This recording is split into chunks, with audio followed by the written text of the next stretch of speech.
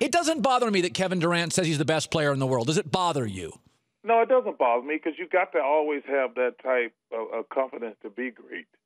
I think Kevin, before he got hurt, he was the second best player in the world. I mean, now Anthony Davis is in that conversation. But I guess when Anthony Davis plays against LeBron, he should think he's the best. Sure. And I think LeBron, when he plays against Kevin or Anthony, he thinks he's the best. So I have no problem with the guys having – confidence is the only thing that separates you from the other players. That's it. You got to have supreme confidence in yourself every single night, or you're not going to beat the best players in the world. When you were at the end of your career, did you ever lose confidence when you played a great player?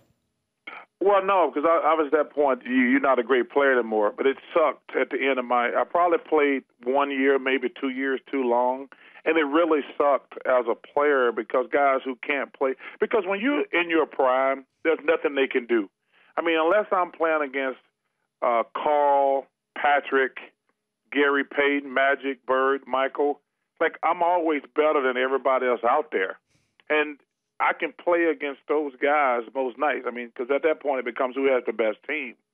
I mean, that's very seldom when you're on like LeBron, Kevin Durant, Anthony Davis, they're going to be the best player on the floor 99.9% of the time. And then it becomes who has the best team. Charles, when was the first time in your basketball career, the first night when you thought there was a guy on the floor that was at least your equal? When the Bulls beat us for the championship, because I had, because it's a team thing that people don't want to ever say. It ain't like LeBron became great when he went to Miami. He just had more help. It's always a team game, But I thought, when I got traded to Phoenix, I was having a conversation with Cotton Fitzsimmons. I said, I'm the best player in the world, and we're going to win a championship. He says, how do you know that? I said, I got help now. Because I said, when I had good teams in Philly, we were competitive, but now I got Kevin and Dan and Mark Weston. We're going to win a championship. And I remember my daughter said to me after game one, she said, Dad, you told me we were going to win the championship. And I said, we are.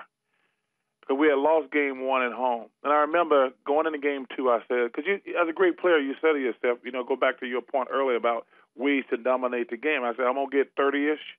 I'm going to get 20 rebounds. I'm going to have 5 or 6 assists. If you do that, you got a good chance of winning.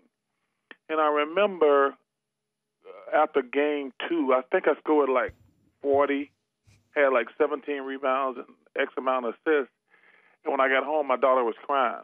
She said, Dad, I thought you said you always going to win the championship. And I said, I'm not sure. And I had never said that to her before. Yeah. Because I said, I'm not sure. I don't know if I can beat this guy. Obviously, it was Michael, because I scored 40 and he scored 50. And that was the first time, because that's the only time I ever felt like I had a competitive team to compete with him at that level.